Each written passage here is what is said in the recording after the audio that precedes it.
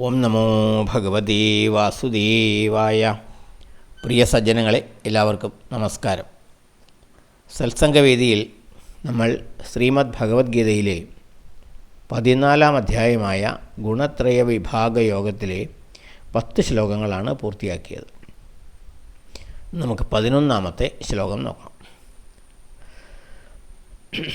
സർവദ്വാരേഷു ദേഹേസ്മിൻ പ്രകാശ ഉപജായതേ ജ്ഞാനം യദാ തദാ വിദ്യാത് വിവൃദ്ധം സത്വമിത്യുത. അസ്മിൻ ദേഹേ, ഈ ദേഹത്തിൽ, സർവദ്വാരേഷു, എല്ലാ പ്രവേശനദ്വാരങ്ങളിലും അഥവാ എല്ലാ ബാഹ്യേന്ദ്രിയങ്ങളിലും, പ്രകാശ ജ്ഞാനം, ജ്ഞാനപ്രകാശം, യഥാ എപ്പോൾ, ഉപജായതേ ഉണ്ടാകുന്നുവോ, തഥാ അപ്പോൾ, സത്വം സത്വഗുണം, വിവൃദ്ധം വർദ്ധിക്കുന്നു, ഇതി വിദ്യാത് എന്ന് അറിയണം. ഈ ദേഹത്തിൽ, ശരീരത്തിൽ സർവ പ്രവേശനദ്വാരങ്ങളിലും, അതായത് സകല ബാഹ്യേന്ദ്രിയങ്ങളിലും ജ്ഞാനപ്രകാശം, അറിവിൻ്റെ പ്രകാശം എപ്പോൾ ഉണ്ടാകുന്നുവോ അപ്പോൾ സത്വഗുണം വർദ്ധിക്കുന്നു എന്ന് അറിയണം.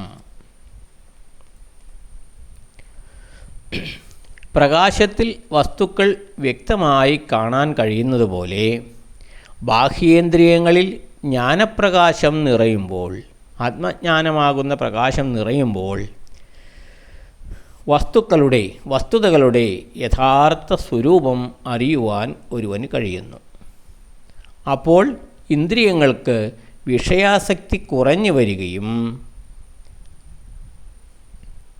അവയുടെ നിസ്സാരതയെ പറ്റി ബോധ്യമാവുകയും ചഞ്ചലമായ മനസ്സ് നിശ്ചലമാകാൻ തുടങ്ങുകയും ചെയ്യുന്നു, അഥവാ മനസ്സ് സ്ഥിരമാകാൻ തുടങ്ങുകയും ചെയ്യുന്നു. ഇത് സത്വഗുണ വർധനയുടെ ലക്ഷണമാണ്. 9 ദ്വാരങ്ങളാണ് ശരീരത്തിലുള്ളത്.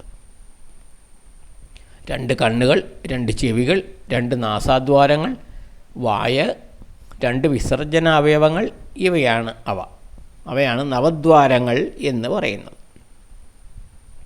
ഇവയെ ബാഹ്യേന്ദ്രിയങ്ങൾ എന്നും പറയുന്നു.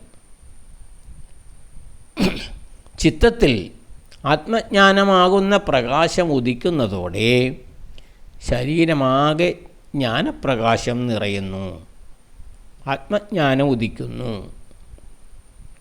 ഭൗതിക ലോകത്തിൻ്റെ നിസ്സാരതയും യഥാർത്ഥ സത്യവും തത്വവും ആത്മതത്വവും ബോധ്യപ്പെടുന്നു. കാര്യങ്ങളെ ശരിയായ രീതിയിൽ നോക്കിക്കാണുവാനുള്ള കഴിവുണ്ടാകുന്നു. അതുവഴി നശ്വരമായ ബാഹ്യവിഷയങ്ങളിൽ താൽപ്പര്യം കുറയുന്നു.